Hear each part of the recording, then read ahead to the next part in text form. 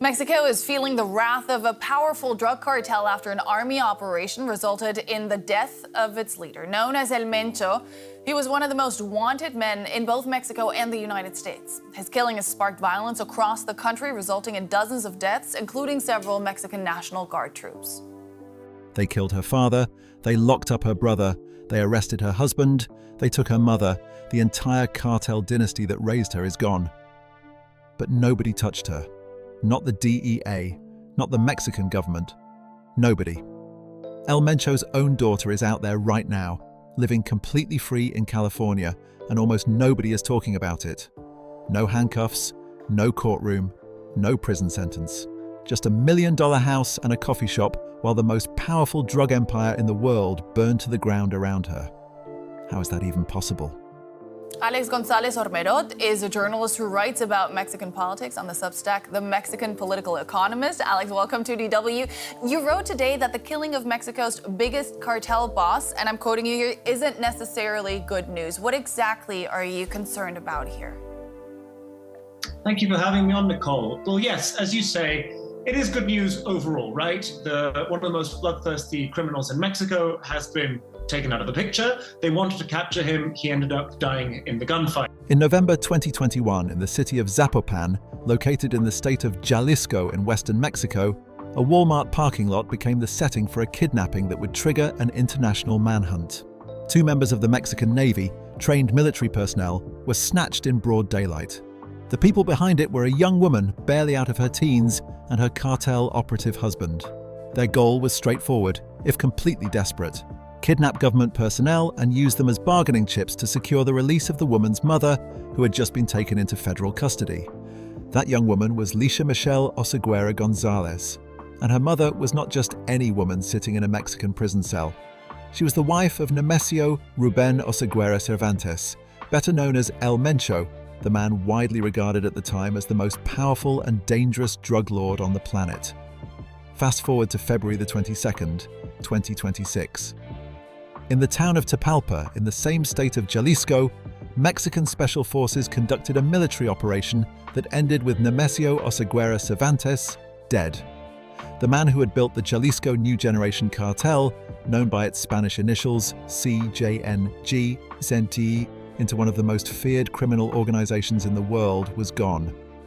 A few days later, at his funeral, photographers captured images of a young woman paying her respects.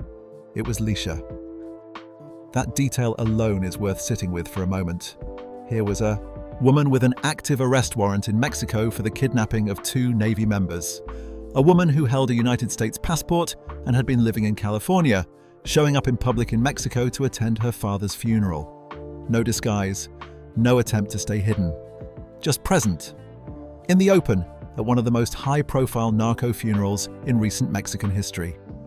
To understand why that is so remarkable, you need to look at what had happened to everyone else in her immediate family.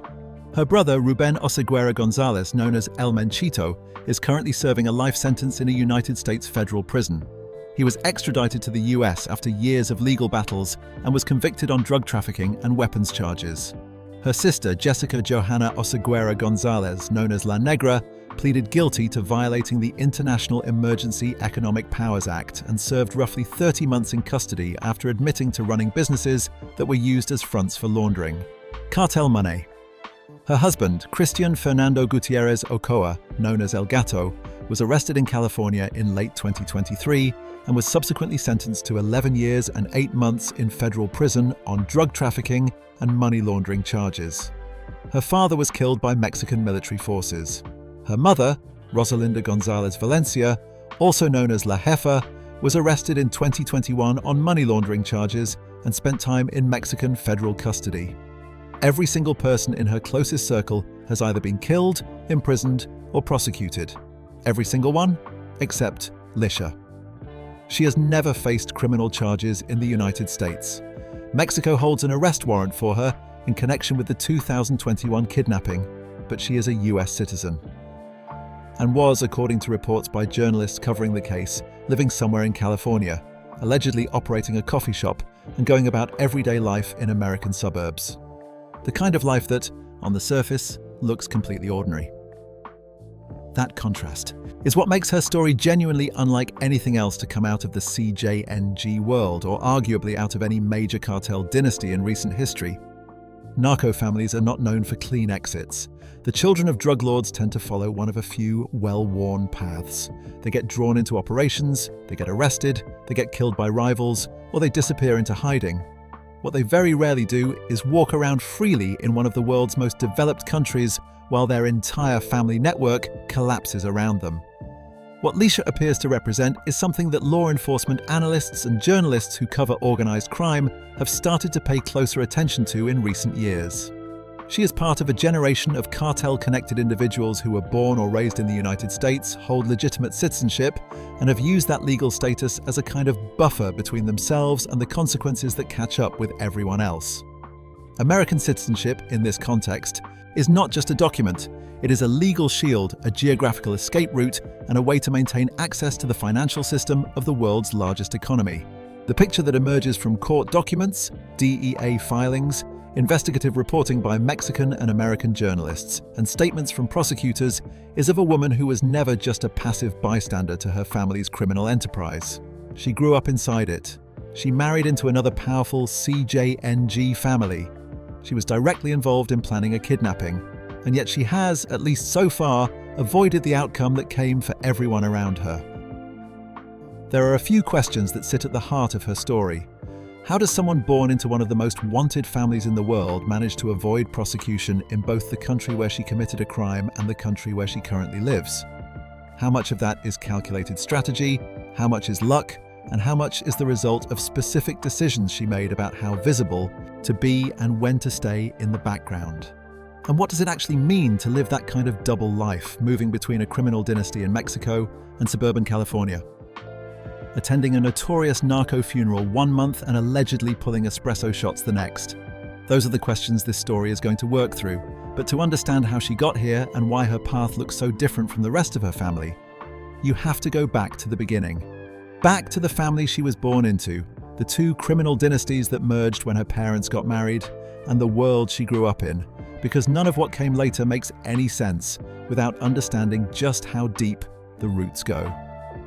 To understand who Laisha Oseguera Gonzalez is, you first have to understand the family she came from, and that means going back further than her own birth, back to the two criminal dynasties that eventually merged into one bloodline and the specific world that merger created. Her father, Nemesio, Ruben Oseguera Cervantes, did not start out as a cartel boss. He started out as a low-level criminal with connections to drug trafficking in California.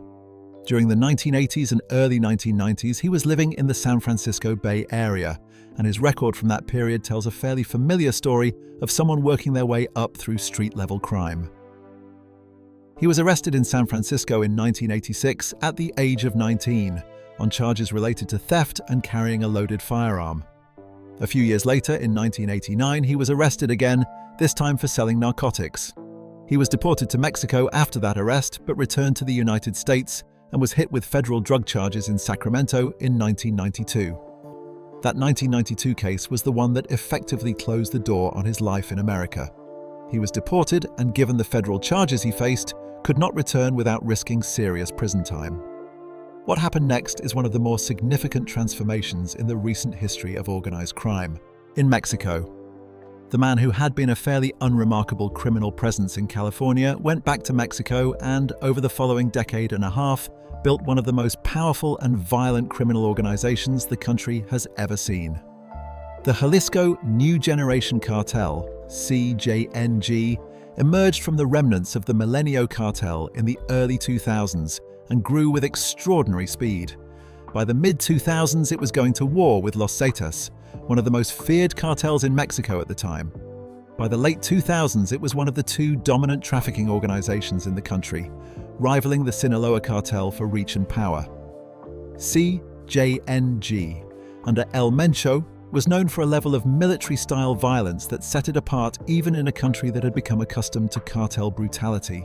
The organization acquired heavy weapons, including rocket-propelled grenades and .50 caliber machine guns. It shot down military helicopters. It fielded its own SWAT-style units. The United States government placed a $10 million bounty on El Mencho's head through the State Department's Narcotics Rewards Program, the same program used to pursue some of the world's most wanted individuals. When El Mencho was killed in February 2026 by Mexican Special Forces, the response from CJNG laid bare exactly how much power he had accumulated. According to reports from Mexican media and government sources, within days of his death, the cartel organized approximately 250 highway blockades across 20 Mexican states. Vehicles were set on fire. Around 25 members of the National Guard were killed in what appeared to be coordinated acts of retaliation. That is not the response of a weakened organization mourning its leader. That is the response of a structure that had been built to survive and fight. But El Mencho alone does not explain the full picture of what Laisha was born into. The other half of the story is her mother's family, and in some ways that side of her inheritance is just as significant, if less visible. Rosalinda Gonzalez Valencia, known as La Jefa, came from the Gonzalez Valencia family, a criminal dynasty in its own right. The family had originally been involved in agriculture in rural Mexico, growing avocados, but by the 1970s had transitioned into cultivating marijuana and opium poppies. By the time Rosalinda married El Mencho in 1996, her brothers had already built Los Quines, which functioned as the financial arm of what would eventually become CJNG. The Gonzalez Valencia family understood money in a way that pure trafficking organizations typically do not. They had knowledge of international banking, shell companies, offshore accounts, and the mechanics of moving large sums of money through legitimate-looking businesses. According to US Treasury Department designations and court documents, they held accounts in Switzerland and the Cayman Islands and controlled assets and businesses across multiple countries. Rosalinda's brother, Abigail Gonzalez Valencia, threatened to known, as El Quini was regarded by US authorities as one of the most sophisticated money launderers connected to CJNG. He was eventually arrested in Mexico in 2015 and has been at the center of extradition proceedings. Other brothers, including Jose Gonzalez Valencia, known as La Chepa, and Elvis Gonzalez Valencia, were also arrested at various points on charges related to drug trafficking and money laundering. Even female members of the family, including Maria Yvette and Nohemi, were suspected of involvement in laundering operations through businesses they controlled. When El Mencho and Rosalinda married in 1996, it was, in practical terms, a business merger as much as it was a marriage. El Mencho brought operational muscle, a growing network of enforcers, and deep experience in drug trafficking logistics. The Gonzalez Valencia family brought financial infrastructure, international connections, and the kind of money management expertise that allows a criminal organization to sustain itself over decades rather than collapsing under the weight of its own cash. Rosalinda herself was not a background figure in this arrangement. According to US government filings and court documents related to her prosecution, she personally managed over 70 businesses used as fronts for laundering cartel proceeds. These businesses spanned multiple industries, including healthcare, tourism, hospitality, retail, real estate, and agriculture. Between 2015 and 2016 alone, prosecutors alleged she moved over $50 million through this network. She was not simply the wife of a drug lord, she was, by any functional definition, the chief financial officer of a billion-dollar criminal enterprise. This is the household Laisha Oseguera Gonzalez was born into around the year 2001 in California.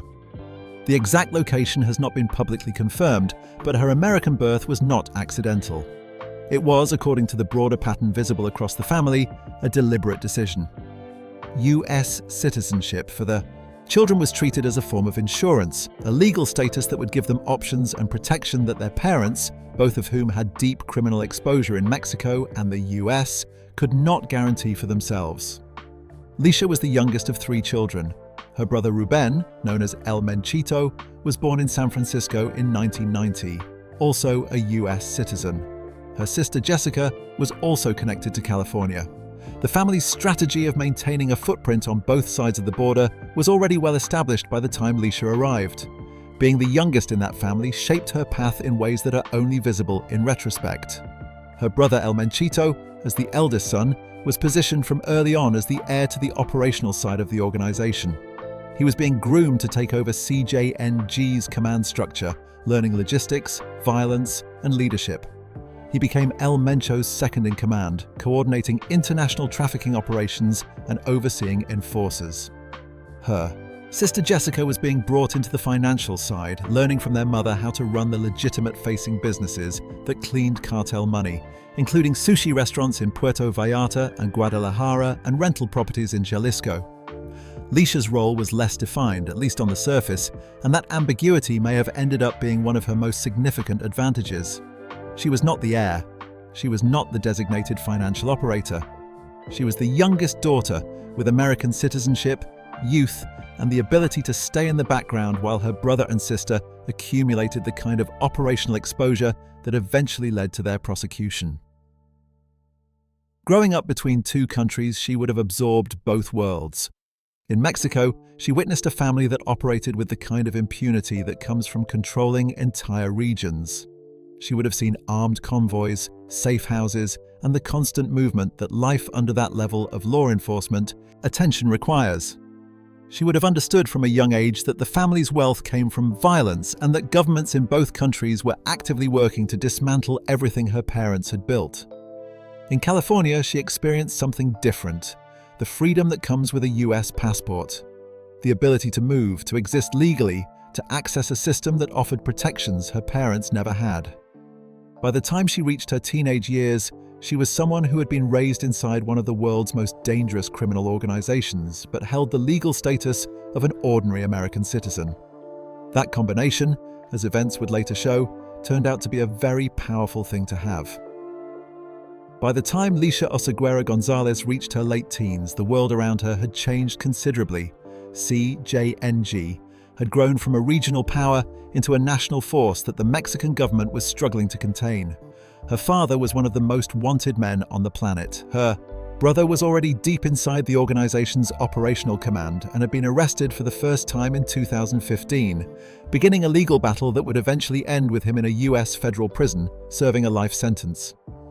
Her sister Jessica was managing money laundering operations through the family's network of legitimate-looking businesses. And her mother, Rosalinda, was running a financial empire that, according to US prosecutors, touched dozens of industries across multiple states in Mexico. Against that backdrop, Laisha was keeping a low profile. There was no social media presence filled with luxury cars and designer clothes, the kind of narco lifestyle flexing that had become common among cartel-connected young people and that had, in several cases, helped law enforcement build cases against them. She was not appearing in public in ways that drew attention. She was watching, learning, and maintaining the kind of quiet that her position as the youngest child with an American passport and no formal operational role allowed her to maintain. Then around 2020 to 2021, her circumstances changed in a significant way. She became involved with a man named Christian Fernando Gutierrez Ochoa, known within CJNG circles as El Gato. And the relationship that developed between them was not simply a personal one. It was, in the context of how cartel families operate, the merging of two dynasties. El Gato was born in 1987, making him roughly 14 to 15 years older than Laisha. Age gaps of that kind are not unusual in cartel culture, where marriages between families are often as much about strategic alignment as they are about personal connection. What mattered more than the age difference was who El Gato was and where he came from. His father was Jose Luis Gutierrez Valencia, known as El Donello, a veteran CJNG figure who had worked alongside El Mencho for years and had built a reputation within the organization for both his operational effectiveness and his extraordinary appetite for excess. El Donello became internationally infamous in 2013 when video footage leaked of a party he had organized inside Puente Grande maximum security prison in Jalisco, where he was being held at the time. The footage showed a full narco celebration taking place inside a federal prison, with a live band, alcohol, and Donello announcing to those present that he was the one who ruled there. The scandal that followed was significant not just because of what it showed about one man's arrogance, but because of what it revealed about the degree to which cartels had corrupted Mexican prison institutions. Guards, administrators, and officials at various levels had clearly allowed it to happen. El Donello was eventually released from prison in November 2017. Mexican authorities seized his ranch at that time, and what they found there became a widely reported illustration of narco excess. Among the items recovered were gold-plated pistols engraved with religious imagery and luxury, brand logos, a Bengal tiger being kept as a private pet, and exotic birds. The ranch was, by any measure, a monument to the kind of wealth and impunity that senior cartel figures had been able to accumulate during that period. His freedom did not last long. Just 10 days after his release on December 4th, 2017, Mexican Marines located El Donello and killed him in an armed confrontation. Christian Gutierrez Ochoa, El Gato, lost his father in a hail of bullets, and with that loss came an inheritance of both position and grievance. He stepped further into CJNG operations, carrying the weight of his father's reputation and the expectation that he would continue the family's role within the organization. What made the relationship between Laisha and El Gato particularly significant in organizational terms was not just that she was El Mencho's daughter and he was El Donello's son. It was that the family ties ran even deeper than that. El Gato's sister was married to El Menchito, Laisha's brother. So when Laisha and El Gato became a couple, the result was a complete intertwining of two of CJNG's most powerful families. El Mencho's daughter was with El Donello's son. El Mencho's son was with El Donello's daughter. It was, by any analysis, a deliberate consolidation of power and loyalty within the organization, ensuring that key decisions, money, and operational control stayed within a small and trusted circle of bloodlines. El Gato had begun working for CJNG in 2014, at the age of 17, shortly after his father's imprisonment. By the time he and Laisha became involved around 2020 to 2021, he had spent the better part of a decade building his role within the organization. According to US federal prosecutors, between 2014 and 2023, El Gato personally coordinated the transportation and distribution of approximately 40,000 kilograms of methamphetamine and 2,000 kilograms of cocaine from Mexico into the United States. Those numbers, 88,000 pounds of methamphetamine and roughly 4,400 pounds of cocaine, represent an enormous volume of narcotics moved over nearly a decade of activity. But drug trafficking was only one dimension of what he did. His more particular expertise was in money laundering. According to DEA files and federal court documents, El Gato was a sophisticated financial operator who used real estate transactions, shell companies, and international wire transfers to clean drug proceeds and move money across borders. He was careful, methodical, and according to investigators, one of El Mencho's most trusted associates in the period leading up to his eventual arrest. The relationship between Laisha and El Gato developed during this period, with her in her late teens and early 20s, and him already well established within the organization and connected to her family through multiple layers of existing ties. Whether the relationship was driven primarily by personal feeling, by family arrangement, or by some combination of both is not something the available record makes entirely clear. What is clear is that it solidified an alliance that already existed and added a new layer to the bonds between the two families. For Laisha personally, the relationship also represented a shift in her own position within the cartel world. She had grown up inside the organization but had maintained a degree of separation from its most visible and dangerous activities. Becoming El Gato's partner changed that. She was now directly connected to one of CJNG's key operational figures, living inside the day-to-day reality of cartel life at a senior level rather than observing it from a comfortable distance. That shift in position would have come with certain expectations. In cartel families, proximity to power carries obligations. Loyalty is demonstrated through action. And when circumstances put the family under pressure, the people inside that circle are expected to respond. Understanding that dynamic makes what happened next in November 2021 considerably easier to follow, even if it remains difficult to fully comprehend from the outside. Because when Rosalinda Gonzalez Valencia, Laisha's mother and the financial backbone of the entire CJNG operation, was arrested by Mexican authorities on money laundering charges, the response that Laisha and El Gato put together was extreme by almost any standard. It was also, in the logic of the world they had been raised in, a recognizable kind of move. Violence as negotiation, hostages as leverage, humans live as currency in a transaction with the state. The plan they devised to kidnap Mexican military personnel and trade them for Rosalinda's release was not the plan of people who had drifted accidentally into criminal activity. It was the plan of people who had grown up watching violence used as a tool for achieving specific outcomes, and who believed in that moment that it could work again. That it did not work, and that it instead triggered the chain of events that would eventually bring federal charges down on El Gato and leave Laisha with an arrest warrant in Mexico is a story that begins in a Walmart parking lot in Zapopan and moves very quickly from there. But before getting into the kidnapping itself and everything that followed, it is worth pausing on what Laisha's story looks like at this point in the timeline. She was somewhere between 19 and 21 years old. She had grown up in two countries, absorbing two very different realities. She had watched her brother become an operational commander and get arrested. She had watched her sister manage financial operations and eventually plead guilty in a US court. She had married into a second cartel dynasty and became the partner of one of CJNG's most significant figures. And she was about to make a decision that would define the rest of her life, at least the part of it that is publicly known. What came next was not the act of someone who had stayed on the margins. It was the act of someone who had, by that point, chosen a side. On November the 15th, 2021, the same day that Rosalinda Gonzalez Valencia was taken into federal custody by Mexican authorities, Laisha Oseguera Gonzalez and Christian Gutierrez Ochoa put their plan into motion. The target was two members of the Mexican Navy, one male and one female, both trained military personnel. The location was a Walmart parking lot in Zapopan, Jalisco, a public space in broad daylight, but one situated in territory where CJNG operated with a level of confidence that made even brazen acts feel calculated rather than reckless. The abduction was coordinated. This was not an opportunistic street crime. According to investigators and court documents, it was a planned operation carried out with the kind of organization that comes from access to cartel logistics and manpower. The two sailors were grabbed and taken into CJNG-controlled territory, where the organization's network of safe houses, informants, and corrupted local contacts made finding them extraordinarily difficult for authorities. For 4 days, the Mexican Navy launched an intensive search operation.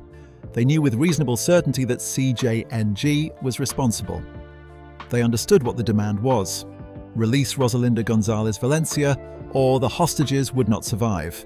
But the Mexican government's position in situations like this one is well established and does not bend easily to that kind of pressure.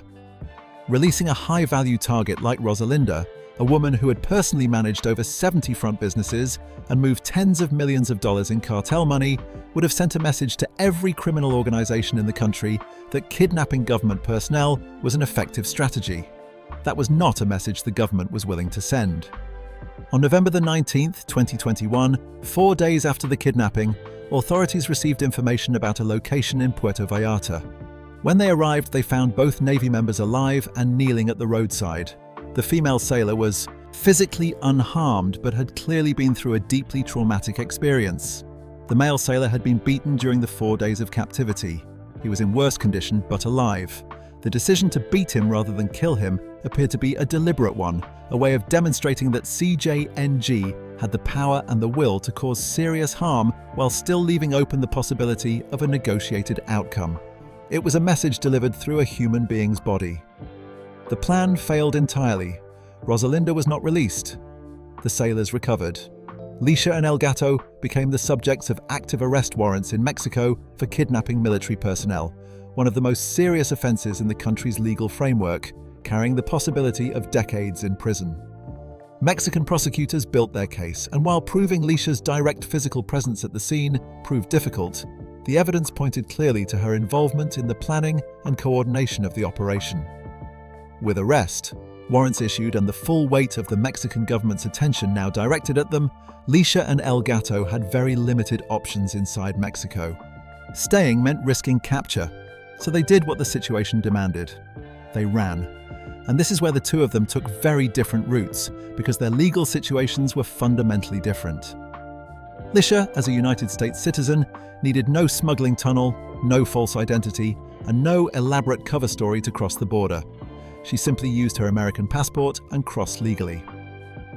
That document, which her parents had strategically ensured she would hold from birth, was now functioning exactly as intended. It was her exit. It was her protection. It was the thing that separated her from the consequences closing in around her. El Gato's situation was considerably more complicated. He was a Mexican national with no legal right to enter the United States, a known CJNG operative with federal drug trafficking charges already building against him in American courts, and a man whose face was known to law enforcement on both sides of the border. He could not simply walk through a checkpoint.